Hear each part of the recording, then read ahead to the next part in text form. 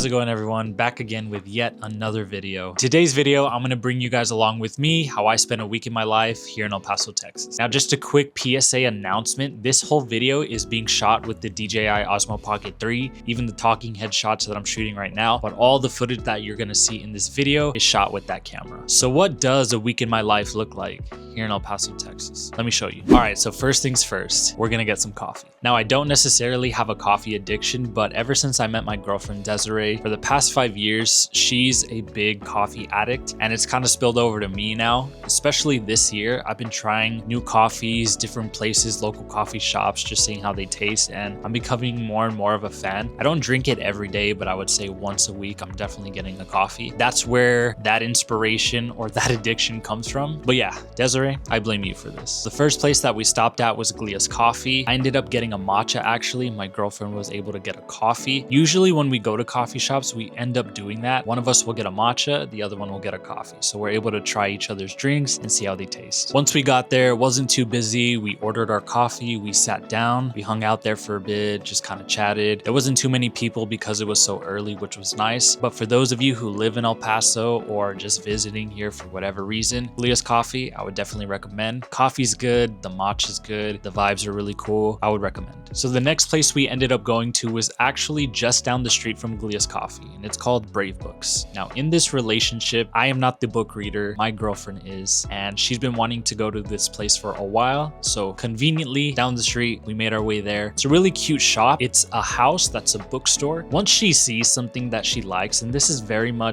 place was very much her vibe. We stayed there for almost an hour just looking, and we were probably the only ones there at that time. Again, it was early, which was nice, so we had time to kind of explore, see the different books. I wanted to mention to you guys, we're going to be having a big event this weekend. It's going to be like $4 books, so you've probably seen some books with little stickers on them that have $4s. Yeah. Those are going to be $4, so if you see anything you want today, feel free. But we're going to have vinyl, CDs, the books, and then we'll have free beer, free wine, free non-alcoholic beverages and snacks throughout Saturday and Sunday. Oh, cool. No way. All right. Thanks for letting us know. Thank you.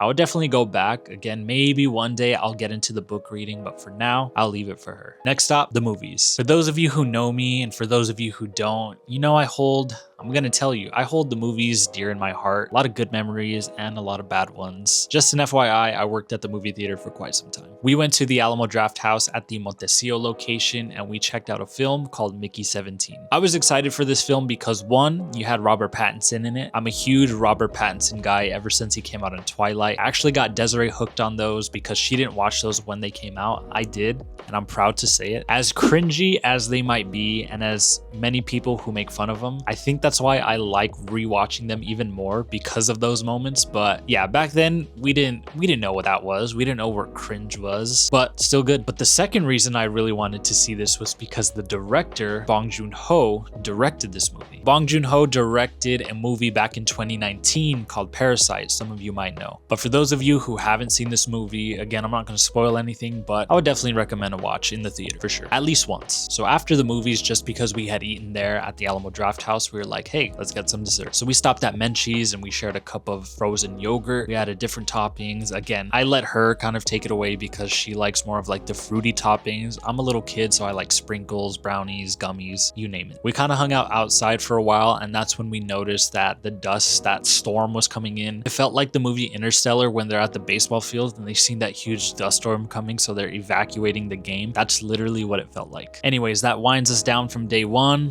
Let's move on to the next day. Once again, started bright and early. This time we're actually going to a market here in El Paso called the Upper Valley Market. We didn't get coffee before we went because we thought that there was going to be a vendor there at the place, but it just so happened the one time that we go, the coffee vendor's not there. But that didn't ruin the time that we spent there because we ended up picking up a lot of really cool finds. One, like this shirt here I got, it's called Lost in El Paso. That is the brand. Once I saw the shirt, they had a gray washed out one that I really wanted, but they didn't have it in my size. So I went ahead and got the green one, which I really like. That same brand, they had a lot of really nice tote bags, but the only thing was, I want one with longer straps just because I'm gonna start using a tote bag to carry my camera gear in. I found these inserts that you can put in the tote bag so that your camera gear stays secure and it's padded so it's not gonna get damaged. So I didn't pick up a tote bag, but I'm still on the lookout for one. If anyone has any recommendations for tote bags for cameras, let me know. It was a really nice day. The weather was like in the high 50s, low 60s, so it didn't get too hot even when the sun was out. But it was super cool seeing all the vendors out there, the local people. It was nice to kind of see our community together in one place. But yeah, it was nice seeing a lot of people out. It's kind of one of those times where you're able to reflect and think about home, and not just like your family, but just as a community where you live. So it was nice kind of taking a step back and seeing other people enjoy their day with their loved ones, with their families. El Paso is a very community oriented place, I would say, and it was really cool to kind of see that on display. But that was pretty much the entirety of day 2. The rest of the day we were just inside chilling, just enjoying our days off from work, which was very nice. Well, that's gonna wrap up the video for me. I hope you guys enjoyed what it's like a week in my life here in El Paso. If you guys enjoyed this video and you want to see more of this, I am going to be making more content like this, what it's like a day, a week in my life here in El Paso. Other than that, that is all. I'll catch you all in the next one.